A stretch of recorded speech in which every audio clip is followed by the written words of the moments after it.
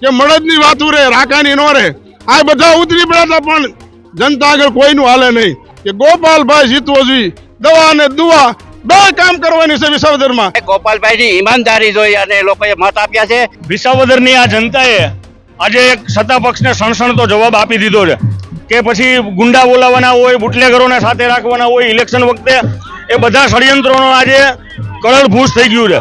DP Jograna Surendranagar અત્યારે માહોલ તમે જુઓ ગોપાલભાઈ લડતા નથી આખી વિસાવદરની જનતા લડે છે આખા ગુજરાતની નજર આ વિસાવદર ઉપર છે કણાઈને કોઈ યાદ કરતું નથી શું કામ કે મળદની વાતું રે રાકાની નો રે આ બધા ઉતરી પડ્યા પણ જનતા આગળ કોઈનું હાલે નહીં જનતા લડે છે અને આ ગોપાલભાઈ જનતાનો અવાજ બનવાના છે ખેડૂતોનો માલધારી હોય મજૂર હોય નાનામાં નાના માણસનો અવાજ બનવાના છે વર્ષોથી અવાજ નહોતો ને અવાજ બનવાના છે બધાની આશા અને અપેક્ષા એક જ છે કે ગોપાલભાઈ જીતવો જોઈએ દવા અને દુવા બે કામ કરવાની છે વિસાવદરમાં અને જંગી મતથી જીતવાના છે।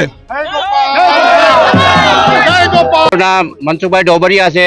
આજે જુનાગઢ વિધાનસભા વિસાવદર વિધાનસભાની અંદર ગોપાલભાઈ ઇટાલિયાનો ભવ્ય વિજય થયો છે। એ સત્યનો વિજય થયો છે।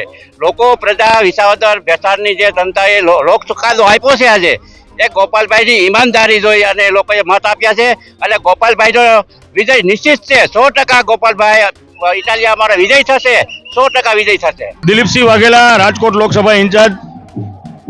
આજની આ જીત બદલ હું એક વાત કહેવા માંગુ છું કે જે રીતે આમ આદમી પાર્ટીએ સતત સકારાત્મક રાજનીતિ કરી છે, ખેડૂતોના પ્રશ્નો હોય, ચાહે આરોગ્યના પ્રશ્નો હોય, ચાહે શિક્ષણના પ્રશ્નો હોય, ગોપાલભાઈએ અને આમ આદમી પાર્ટીએ સતત સકારાત્મક રાજનીતિ જ્યારે કરી છે ત્યારે વિસાવદરની આ જનતાએ આજે એક સત્તા પક્ષને સણસણતો જવાબ આપી દીધો છે અને સત્તા પક્ષના સતત કરેલા ષડયંત્રો